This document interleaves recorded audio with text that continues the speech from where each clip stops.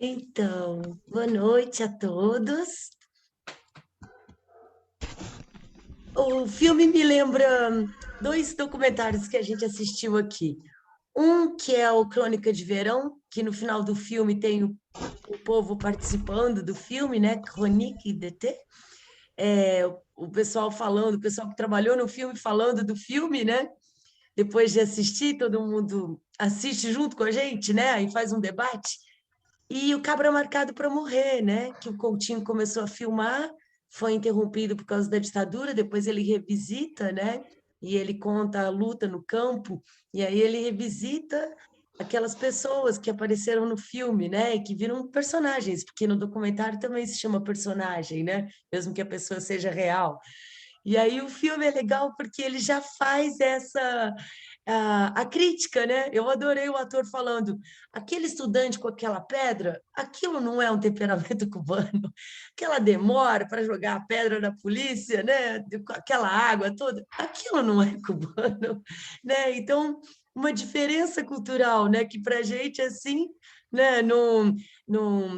Eu lembrei também do Orfeu, né? Na cena lá do moço tentando beijar ela, porque o Sou e Cuba são quatro histórias.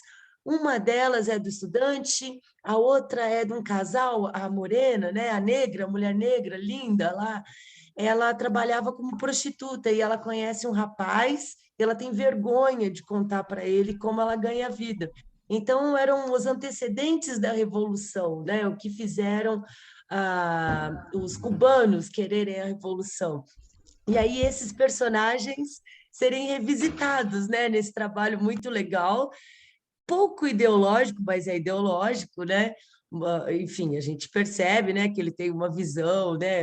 Aquilo que eu falei dos pintores, né, serem reconhecidos pela sua técnica através dos retratos, porque as pessoas passam gerações, as pessoas que estão retratadas numa pintura já não pertencem mais à história, são desconhecidas, mas aí fica a técnica do pintor. Ele meio que usa isso no final, né? E não importa quem está no poder, né? Enfim, importa sim. O filme era para ser uma propaganda, né? De um sonho que, infelizmente, enfim, foi abandonado depois da queda do muro, né? Eles continuaram com o embargo, continuam com o embargo, né? É ridículo isso. É a mesma coisa que os americanos fizeram com os indígenas, né? De acabar com o alimento deles para matar eles de fome, né? Então, a gente vê aí a história de Cuba sendo recontada, né? E, enfim, eu não sei se vocês gostaram, eu adorei rever o filme. Quem vai ser o primeiro? Pai, pode falar.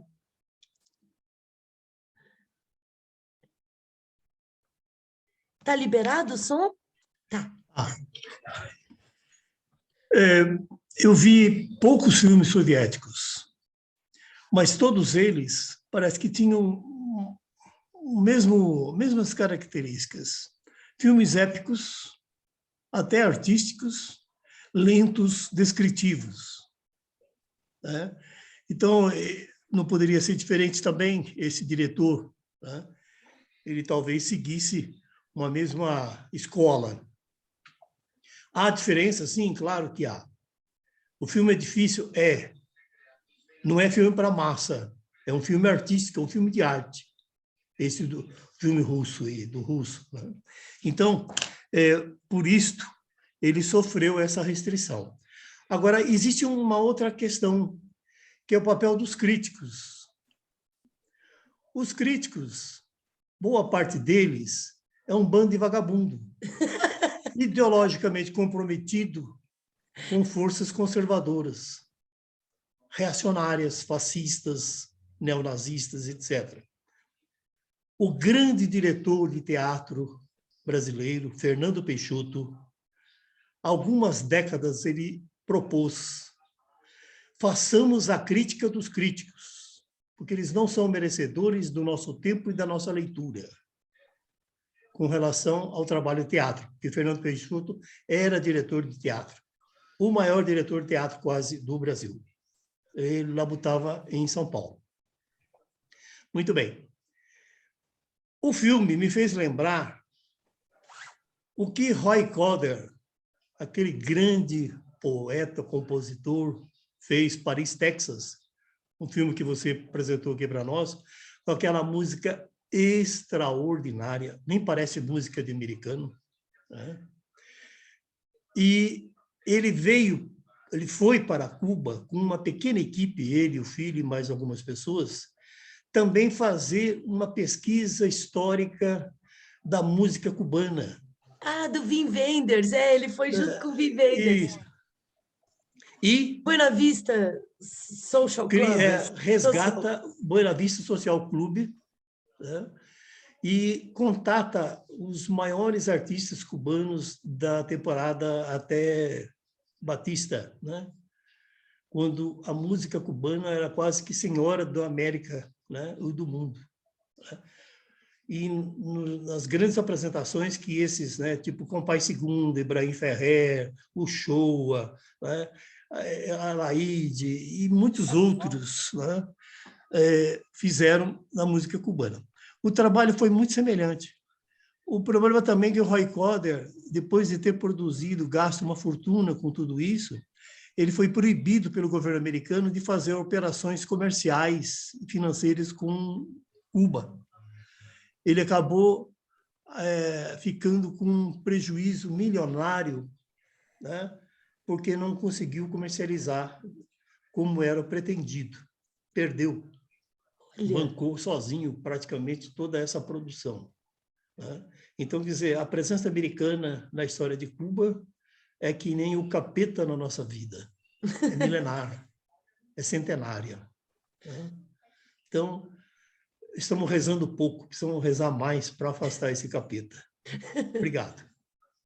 Obrigada a você, pai. Eu estava falando com uma amiga, Aisha, que quando a gente começa a falar coisas emocionais, assim, ela fala, ai, posso falar inglês? Eu, pode, né? Tipo, como se fosse uma língua confortável para ela, né? Aí eu falei, a língua dos bárbaros do norte, como meu pai fala. Beleza. Quem é o próximo? Ângela quer falar? A Rosa. Rosa levantou primeiro, depois a Ângela, então. E depois o Áquila. Não, eu comecei a ver o filme e aí eu recebi uma mensagem de uma amiga minha dizendo que na Colômbia, eu estou muito emocionada com isso, foi eleito o primeiro presidente de esquerda e a vice-presidenta é uma negra, entendeu? É uma negra que é advogada, e eu fiquei muito feliz, estou muito emocionada com isso, porque eu fiquei esperando essa notícia o dia todo. Então, que maravilha! Os bons ventos estão com a América Latina, a gente vai vencer isso, vai sair disso que a gente está agora, dessa situação que a gente está. Eu estou muito emocionada com isso. E eu vi o filme em alguns pedaços. Eu gostei quando eles citaram o Glauber, e, né, no final eles estavam citando o Glauber, e eu gostei também daquela sequência, né? Quando a câmera vem por cima dos prédios na rua. Eu gostei muito daquela sequência, porque não havia drone na época, né? Exato. Então, ele mostra como fez, que colocou a câmera naqueles cabos. Então, assim, enfim, eu estou muito emocionada. Passo a palavra aí para o Áquila. Sou em Colômbia. Viva a Colômbia, viva a América Latina.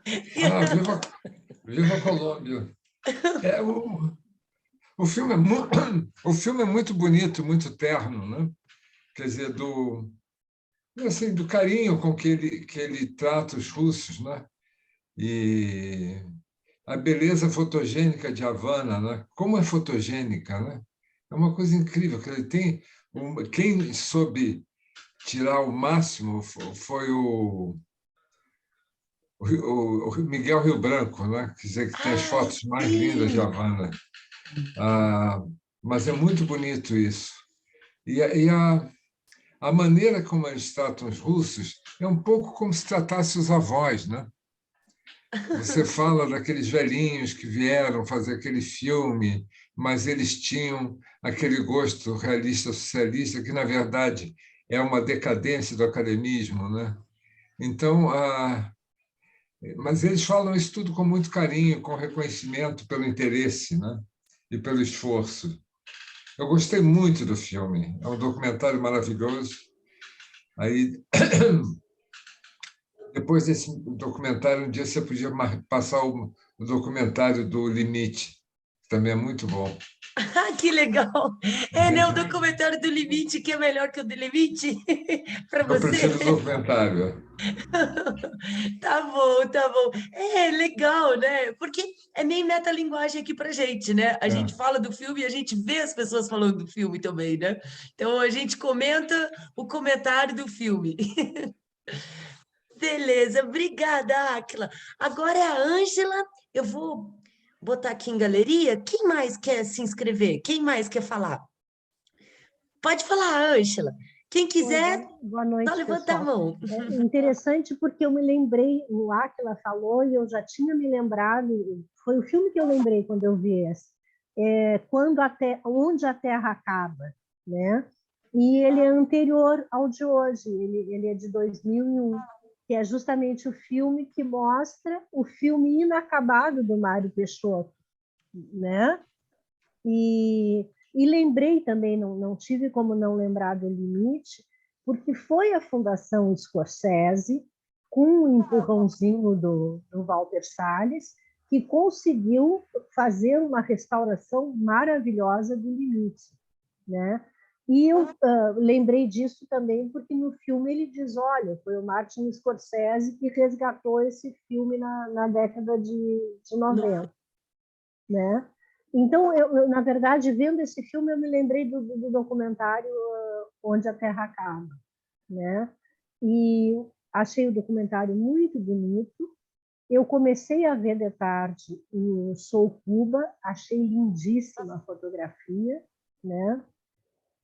Concordo em parte com o que ele diz no final, que o grande cinema fica independentemente da questão ideológica, porque o meu limite é a documentarista, que eu não vou lembrar o nome dela, eu acho que eu esqueço de propósito o nome daquela mulher, que foi a documentarista do Terceiro Reich, né, que é tida e a vida como Leni uma grande... Riefenstahl.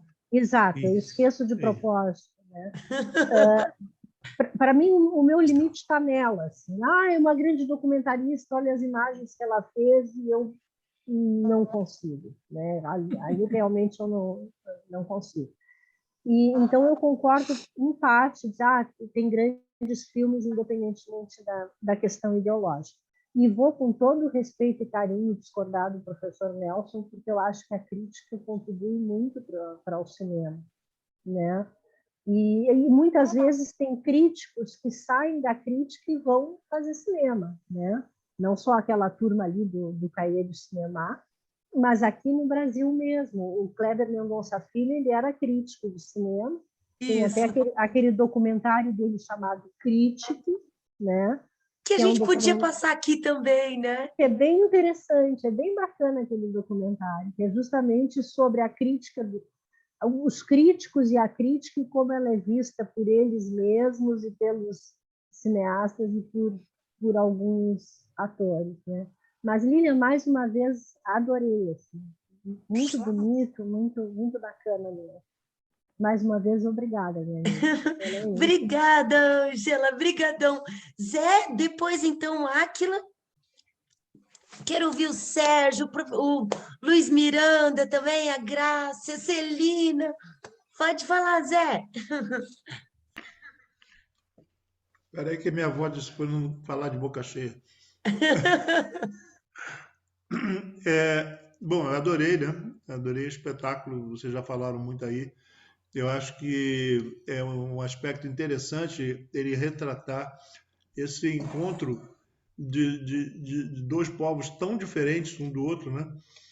E como eles escolheram fazer o roteiro contando como que era Cuba e como chegou até a Revolução, né? Eles não se puderam se furtar de mostrar o paraíso capitalista americano nos trópicos, né? E isso mexeu com a cabeça deles. Achei muito legal esse testemunho, né? Os russos não estavam preparados para aquilo. Vê aquilo lá e fala, peraí, Estados Unidos não é tão ruim assim.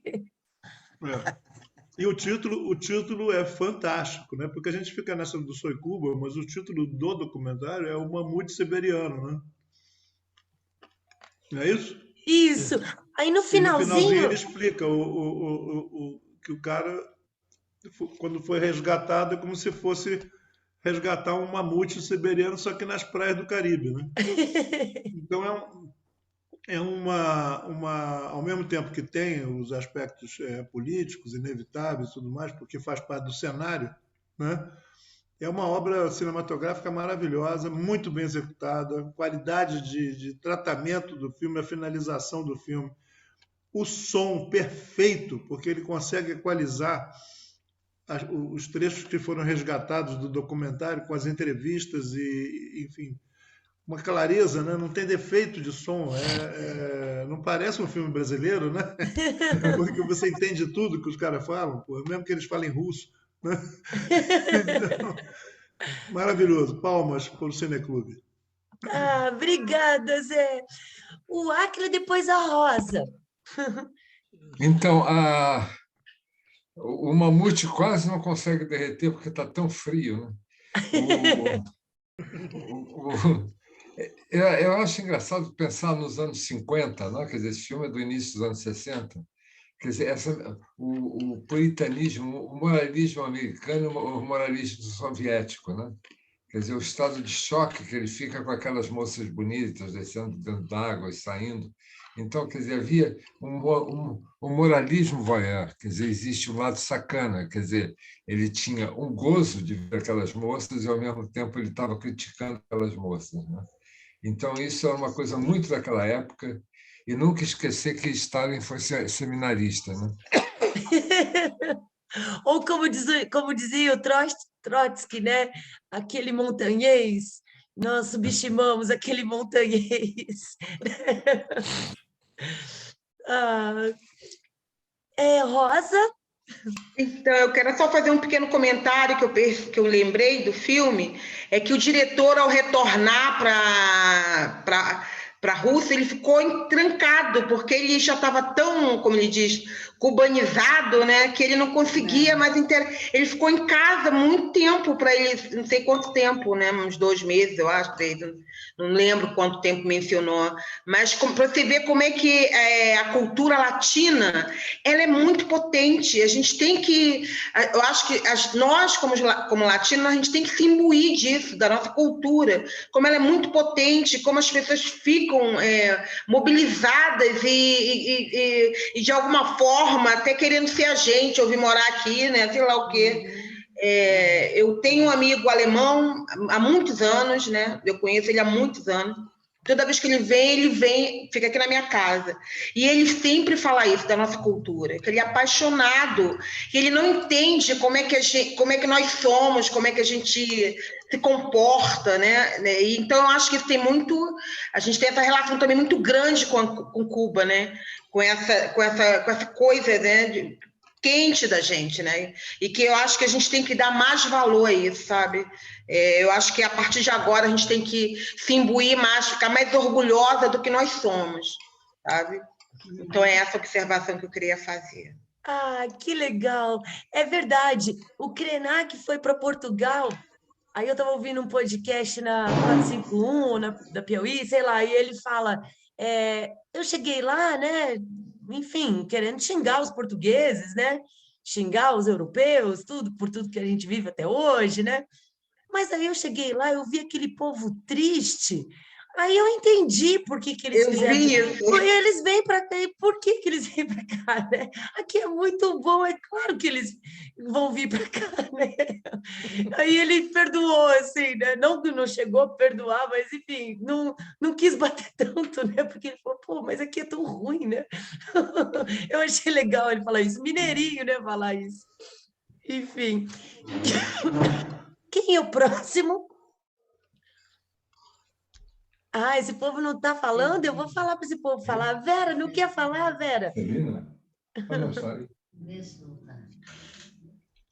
Bem à direita, na segunda, em cima. E depois o Sérgio. Vera, depois o Sérgio. Eu adorei também, estou assim, muito impactada, porque eu realmente nem sabia, nunca tinha ouvido falar dessa história, né? Então, para mim, assim, foi muita novidade. Agora, realmente, eu imagino que, na época, os cubanos realmente não tenham se identificado com o filme. Eu entendo isso. Independente de ser uma obra de arte maravilhosa, que deve ser, a forma do russo filmar, né? De repente, eles não se identificaram.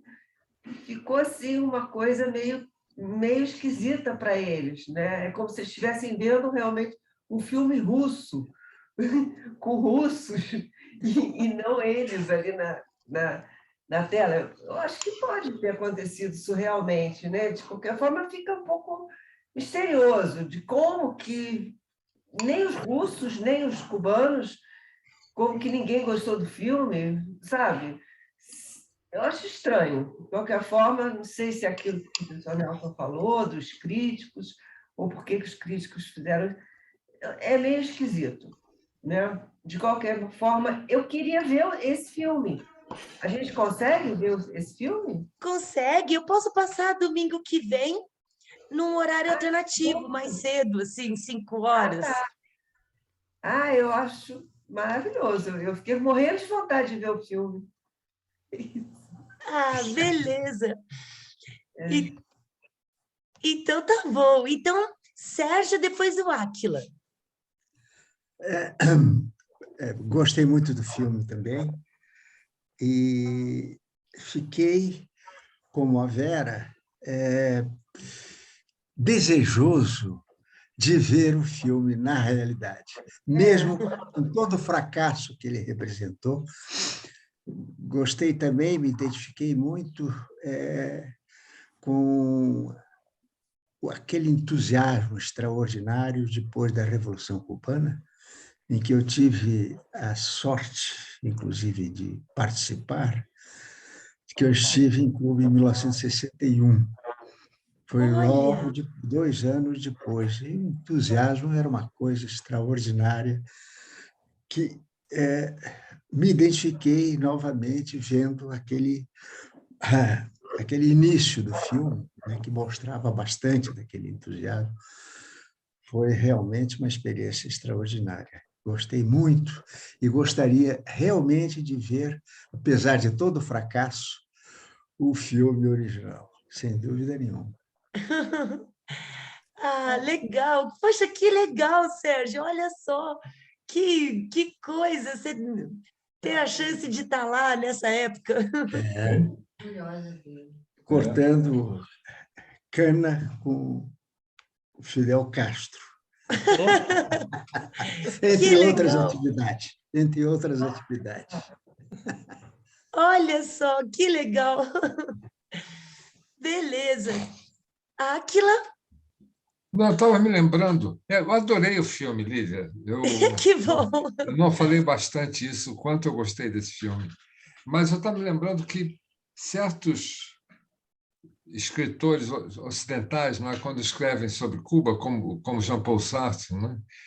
E os jornais franceses da época também, eles chamam muita atenção para a alegria, para o socialismo com alegria. Talvez os russos tentaram fazer uma coisa muito monumental e perderam a ginga, né? Então, essa ginga que é tão importante para nós, né? O que a Rosa estava falando, né? Então, eu estou curioso para ver, eu quero ver também Soy Cuba. Obrigado, Lívia. Posso falar uma coisinha? Eu acho Pode? que fica misterioso, para mim ficou misterioso.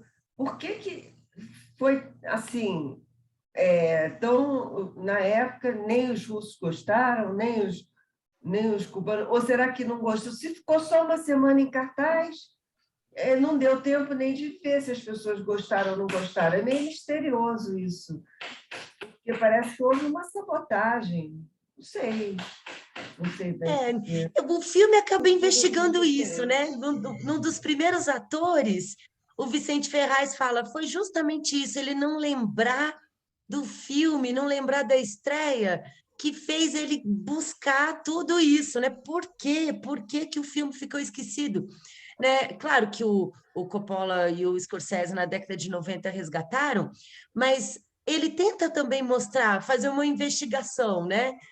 No lado russo, existia a censura de mostrar o modo de vida americano antes da Revolução, né? Como aqueles hotéis, né? Que era, enfim, o lazer, né? Dos americanos irem lá para o Caribe, para as ilhas, né? Então, tipo, tinha essa censura. Mas a coisa monumental do cinema russo, até chegar o Tarkovsky, né, que consegue fazer, dentro de uma situação de Guerra Fria, né, chegar às histórias, né, desses contadores. Mas os filmes, o cinema, assim como as artes plásticas, né, por uma censura, porque o mundo ocidental também tinha censura. A gente vivia uma censura do mundo capitalista, eles lá do mundo comunista, né? Então a arte ela era usada como propaganda, né? O Tarkovsky teve grande, como é que se fala? Enfim, ele foi meio que um diplomata, né? Mas ele teve uma liberdade que eu não sei se os outros artistas tinham na década de 70, né? Mais para frente um pouco. E os filmes deles são super bem subjetivos, né? Ele não bate na política, ele não faz uma crítica, é nos filmes, né? Tanto que o único filme russo que ganhou o Oscar antes da queda do muro foi Akira Kurosawa, né? Der sua sala, que a gente assistiu aqui no meio de uma tempestade, né? Então, tipo, a Guerra Fria foi muito forte, né, para isso. Da mesma forma que essas pessoas só tiveram aí eu vou falar até da coisa da crítica, né? Só tiveram acesso ao reconhecimento do filme com o Vicente Ferraz, né? Olha aqui, né? Hoje o mundo valoriza isso, né? Então, para eles também foi uma coisa assim. E só lembrando que o crítico não tem todo esse poder, e ele é só mais um na plateia, né? Porque se for falar, todo mundo é crítico, né? Então, a educação audiovisual, não deixa de ser, enfim, como a literária, como a pictórica, como a musical, né, de todas as artes, né, ela vem de uma convivência que a escola pode ter lá, dar o acesso, mas a vida das pessoas, enfim, as pessoas vão seguir a vida depois de sair da escola e vão ter o seu gosto, vão procurar, né, a partir daquilo que elas desenvolvem, né? Então, elas também têm um olhar crítico sobre os produtos artísticos que elas consomem, né? Agora, quem escreve a crítica, quem representa no jornal alguma coisa, né? Tem críticos que são adorados e críticos que são odiados, né? E a Ângela falou, né, da Cahiers de Cinema.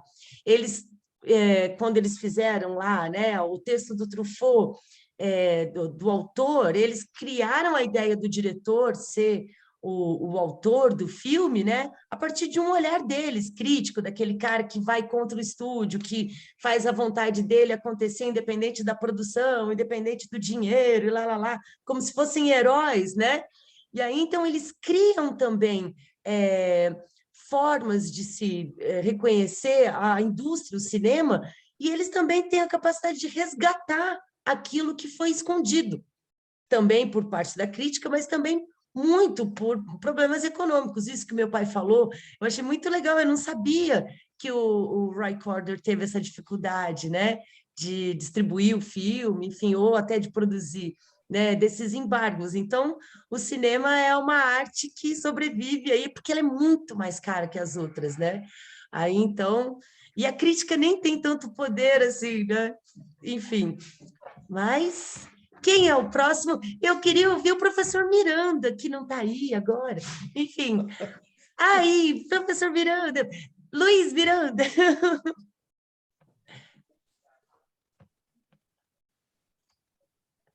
Está no mudo. Pronto. Pronto. Pronto. Olha, esse filme me deu duas sensações, de alegria e de tristeza, tá?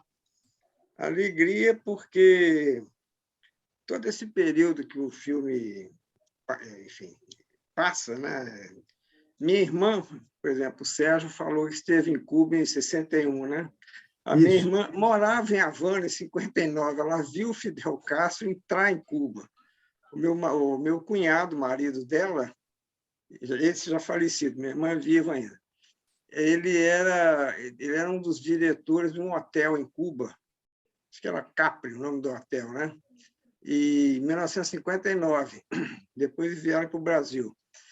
E essa euforia toda, esse negócio todo, foi que fez muito a minha cabeça, da minha geração, pelo menos eu que sempre fui de esquerda, porque para outros colegas que eram de direita, não, mas para mim, que era de esquerda, sim.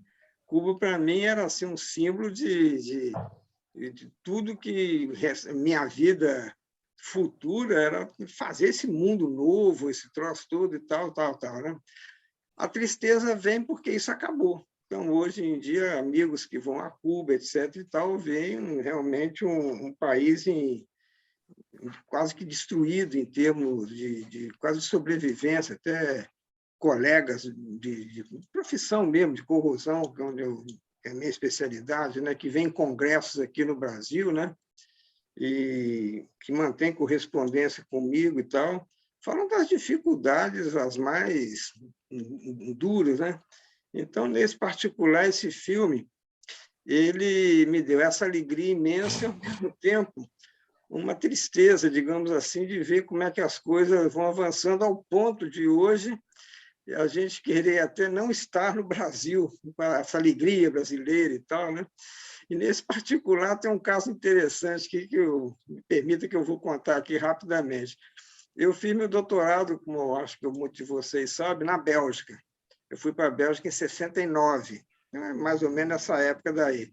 E, nessa época, o Fidel fez uma campanha lá, junto com o partido, etc. e tal, de fazer uma colheita de cana gigantesca, que, com isso, a União Soviética e os países da esfera socialista comprariam, tá?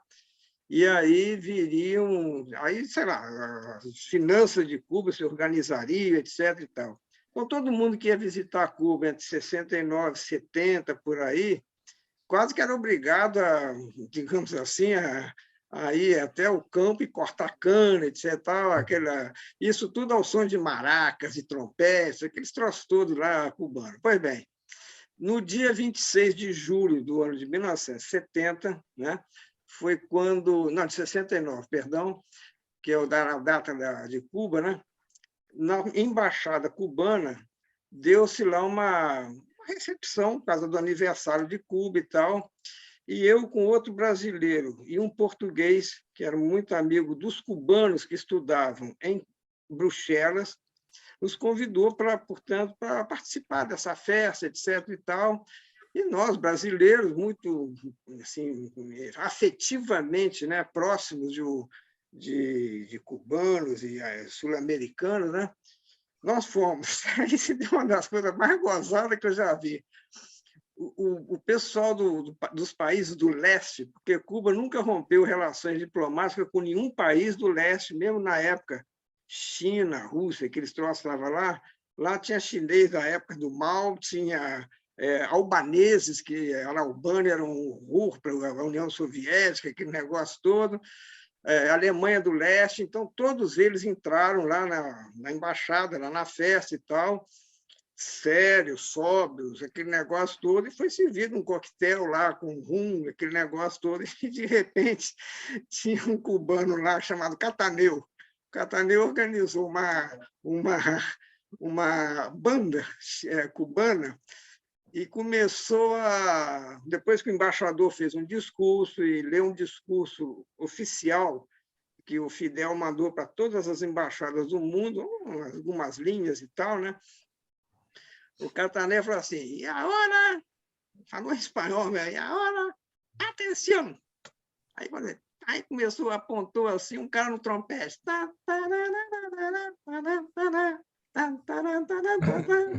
E ele foi. Aí você via alemão do leste, chinês, entendeu? Você via albaneses, entendeu? Todo mundo lá tomando aquela alegria desgraçada e tal, né? Eu falei, meu Deus do céu, essa que é a verdadeira revolução de alma, né? E tal, você vê o pessoal assim, sobra, etc. e tal, mas ali na hora, evidentemente, todos falando da grande solidariedade do mundo socialista, etc. Tá, mas todo mundo ali no rum, no charuto, tá entendendo? Uma coisa gigantesca, né? Eu e meus colegas brasileiros, nós estávamos felicíssimos pelo fato de estar junto com pessoas da nossa raiz, né? Em última análise. Mas eu achei muita graça de ver lá o pessoal lá desses outros países extremamente severos, contidos, assim, tal, reprimidos mesmo e tal, né? Então, voltando ao filme, né? Quer dizer, a gente entende as críticas, entre aspas, porque eu acho que são mais observações que nós não entendemos, os cubanos dizendo esse filme, do que filme.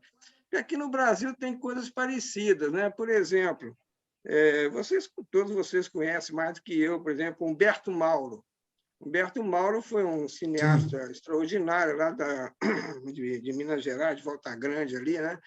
Que fez filmes, assim, documentários extraordinários. E mesmo para o homem do campo lá de Minas, não teve assim muita Cataguases ali, aquela turma toda ali e tal. Hoje ele é considerado, digamos assim, um dos papas do cinema brasileiro, né? O do Limite, aí, que foi citado também, né? Mário Peixoto. Mário Peixoto, né? Que é um filme que eu assisti, eu particularmente achei chato para burro, tá entendendo? Mas, do ponto de vista de estético, etc. e tal, tem que se tirar o chapéu. Então, essas coisas acontecem mesmo, tá entendendo? Isso não é surpreendente. Agora, uma obra de arte permanece. Hoje em dia, se você pegar um livro do Cervantes, que foi escrito lá por volta de 1500 e tantos, 1600, sei lá, os espanhóis leem hoje. Não sei se na época foi tão best-seller como é hoje, né? Então, essas coisas são... A obra de arte permanece. Essa que eu achei a mensagem do filme foi isso, né? A obra de arte permanece. E hoje, mesmo que não existe mais Cuba, não existe mais União Soviética, está todo mundo indo para Miami, eu mesmo quero ir para Miami, porque não quero ver esse troço mais aqui, tá entendendo? Tal. Tudo isso, tá entendendo? Me faz com que as obras de arte vão permanecer, tá? E a gente, então, tem que agradecer aí ao Cineclube por esse filme. Eu tinha visto parte desse original justamente lá em Bruxelas. Tá? Olha, que legal! Exatamente, justamente nessa época lá onde a Embaixada de Cuba estava lá, etc. Tal, eu até fiquei com muito medo que no meu passaporte brasileiro, nessa época, estava assim, válido para todos os países do mundo, exceto Cuba. Quando eu voltei para o Brasil, eu pensei, se tinha algum dedo duro, alguma coisa lá que falava que eu estivesse nessa festa na Embaixada de Cuba, preso imediatamente, né? Mas, graças a Deus, isso não ocorreu. E aí, vida que segue, né? Então, muito obrigado aí por esse filme, agradecer ao Cineclube. Tem um outro filme cubano também que é muito interessante dessa época também, que até passou aí nos finalmente aí, chama Memórias de um Subdesenvolvido, Memórias de um Desarrollo, né? Desarrollo. Que é um burguês da época lá, que não quis sair de Cuba, mas também não era pró-revolucionário. Então, quando os Estados Unidos invadem Cuba, lá naqueles mercenários invadiram, aí vem um drama existencial com esse cara.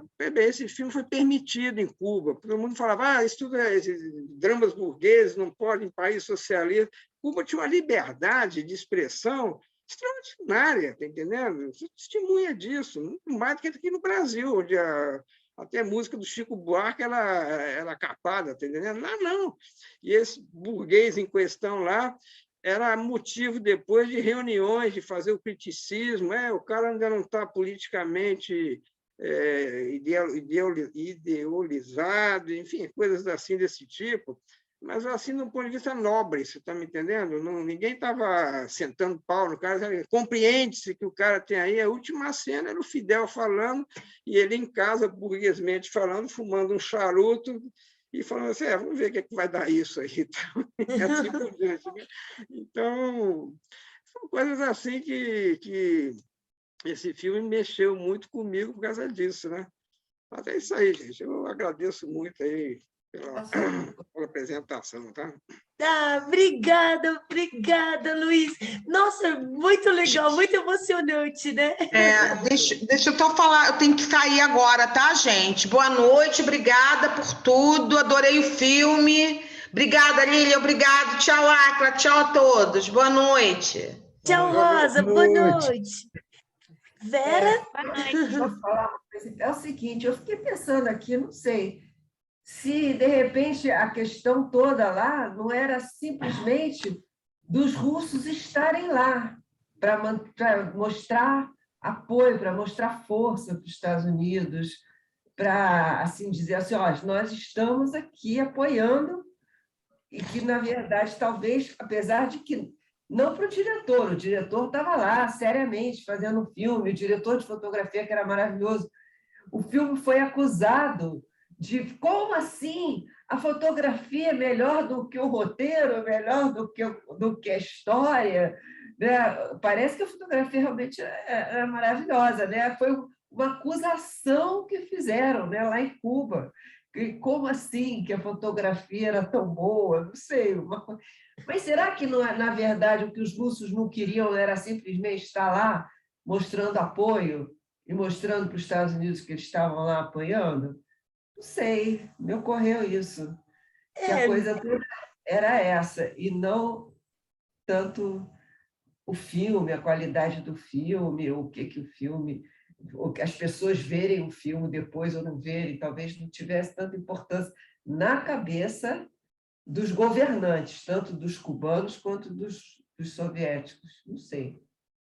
Né? Teve um filme que a gente viu, acho que Ida, não sei, que começa com um casal registrando todas as canções populares das colônias, dos países da União Soviética, que eles eram diversos, né? Eslavos, mas eles eram diversos. E aí, depois eles fizeram todas essas canções virarem músicas para o partido, né? Aí, então, tem essa coisa também. Tchau, Zé, boa noite. Né? Tem essa coisa também, né? De eles queriam talvez só se verem e não ver o diferente. A gente pode. Talvez. Assim, o socialismo cubano realmente é muito diferente para eles, né? Do europeu todo, do chinês, porque assim, ontem a gente viu aqui no Amazon Prime, a Lília que me perdoe, mas a gente viu o filme O Jovem Karl Marx. Que a gente viu aqui. Bom, é muito a gente também bom. viu o Memórias de Subdesenvolvimento na pandemia. Agora, o Jovem Karl Marx, eu acho que foi uma das últimas presenciais. A gente chamou o Yuri para vir fazer o debate com a gente. Yuri. Eu não vi presencialmente, a gente viu ontem, e aí você vê, né, realmente aquelas cenas, como que era terrível, como que era aquela vida dos operários, era uma coisa realmente muito pesada, e como que, tudo bem, aqui no campo a gente tinha muita violência também, mas ali era uma coisa assim, um tom assim, que é um tom diferente, né? É uma coisa muito triste, muito dura, muito pesada, muito sem... Né? E aí toda aquela coisa do comunismo, que é muito diferente, apesar de que aqui tinha violência no campo, em Cuba devia ter violência no campo, não estou dizendo que não tinha, mas o tom é muito diferente, né? Ângela, professor... Pode falar, Ângela, depois o professor Miranda. Bem rápido, porque eu me lembrei agora que a Inês Vardar, ela filma em Cuba, né? Isso, ela aparece faz, rapidinho. Ela faz o documentário Charlie Le Cuban, aí fui olhar a data aqui, porque a data de cabeça eu não lembrava, em 63. E é interessante isso, né? Como a Varda ela realmente tinha abertura para o outro, né? E como eu acho que ou ela vivia com liberdade, filmava com liberdade, ou ela sucumbia. Porque o que eu lembro do Charlie Le Cuban, que eu devo ter algum HD aqui arquivado, é que ela filma com muita abertura para o outro, né? E só isso que eu queria comentar. Alguém, acho que foi o Átila que falou no Sartre, e aí quando ele falou no Sartre, me lembrei da O Chris Marker também, Cuba, né? que era companheiro dela, companheiro, não, ela era casada com Jacques Demy, né? Mas era companheiro dela de Gauche, lá na esquerda, né? Da Nouvelle Vague, né? Ela era da esquerda. E o Chris Marker, ele fez um documentário em Cuba de quando os brasileiros exilados foram para lá em troca do embaixador, né? E ele registra o depoimento desses brasileiros, como eles foram torturados, o que estava acontecendo no Brasil. Então, a França, né, no Marighella a gente viu também, né, a França, nesse momento, e principalmente os documentaristas, né, eles faziam um papel maior do que reportagem, né, mas dar voz, né, para essas pessoas que conseguiam asilo, né, que a arte ajuda isso também, né? O Gil fala isso, né, que os artistas eles têm um papel quase de diplomatas, né, de falar o que está acontecendo no mundo deles quando tem uma repressão, né? Então é interessante ver isso mesmo. Professor Miranda, depois a Celina. Eu só vou, inclusive, vou pedir licença depois da minha intervenção aqui, vou ter que me retirar, mas só fazer um rápido comentário sobre o que a Vera falou, sobre a presença russa lá em Cuba, né? Olha, foi altamente salutar, eu vou, mais uma vez, testemunha ocular da história. Porque nesses anos que eu contei a vocês, que eu estava na Europa lá, né? Qual a diferença, por exemplo, do sistema soviético como tal para o sistema ocidental, né? Por exemplo, livros, por exemplo, de física, eram distribuídos em toda a União Soviética o mesmo livro. Por exemplo, na Geórgia se estudava os livros do Landau, Lifshitz, que eram os melhores físicos do Prêmio Nobel, está entendendo? A matemática era a mesma dada em Moscou, como no Uzbequistão e tal. O Cuba pegou isso tudo também. Então, os engenheiros cubanos, os médicos cubanos, tudo isso, durante esse período, digamos, positivo assim, do socialismo em Cuba, né, gerou uma geração de excelentes profissionais que, na América Latina, quando vai em congresso, etc., quando um cubano levantava o dedo para falar, todo mundo abaixava o facho, inclusive os americanos em congresso. Eu fui várias vezes testemunha disso, em vários domínios. Eu não sei como está hoje, que agora acabou tudo, eu não sei se dizer mais, está entendendo? Mas tinham experiências cubanas em engenharias, etc. e tal. Não eram assim uns coitadinhos que foi lá o Lula tomar conta, o fulano foi lá. Cuba tinha uma personalidade, deve ter ainda, imagino eu, tá entendendo? Assim, científica, que foi um resultado muito grande dessa presença soviética global, assim, que era o Estado soviético em educação, em ciências, etc. e tal, né? Astronáutica, tudo isso. Os cubanos foram praticamente iguais a um moscovita, nesse particular, né? Então, o nível intelectual, pelo menos na minha área, por exemplo, em ciência e tal, né? E era enorme, tá entendendo? Isso refletiu-se muito bem. E aí, hoje imagino que já está muito mais pro-americano, mas enfim, não sei. Mas é isso aí, eu vou me dar um abraço para todos vocês aí. Agradeço, tá? E fico muito para a próxima. Tá bom? Obrigada, professor Miranda. Um beijo para a Leila. Obrigadão. Deixa eu só interromper um pouquinho. Miranda, Desculpa, Celina. Você falou dos livros. Eu dei aula há alguns anos para engenharia, uma disciplina que não tem nada a ver com engenharia, estudos e problemas brasileiros, e os alunos apontavam que os melhores livros do mercado eram os livros russos. É da Mir, editora Para engenharia. Mir. E eram baratíssimos. Exato, era grátis Excelente quase. encadernação, costurados, capa dura. Isso. E eu, inclusive, adquiri livros da área de filosofia e de história russos, eu tenho até hoje. Eu também. Né? Então, Isso quer dizer, mesmo. esse trabalho cultural dos livros, né, de certa forma, penetrou, né, no entendimento de boa parte de engenheiros brasileiros que conseguiram se safar da aritmética e da matemática, né? Começaram a pensar em vez de calcular, né? Então, né? Demonstrou exatamente isso, como que os russos investiam nisso, sem falar dos programas de rádio que tinham para todas as línguas da América Latina, até línguas indígenas. O russo colocava na Rádio Moscou programas a partir das 17 horas, horário de Brasília. Eu escutava em língua portuguesa, e escutava em espanhol e tinha em guarani. Você tem uma ideia para a América do Sul. Né? Então, quer dizer, esse trabalho ninguém fala. Fala só que comunismo, né? Eles comem criancinha no café da manhã.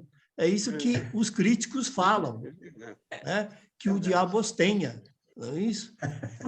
Faço Obrigado. minhas Desculpa, suas palavras. Tá Alô, bom, gente. Miranda. Um abraço para vocês, hein? Tchau. Tchau. Tchau. Ah, que legal, pai.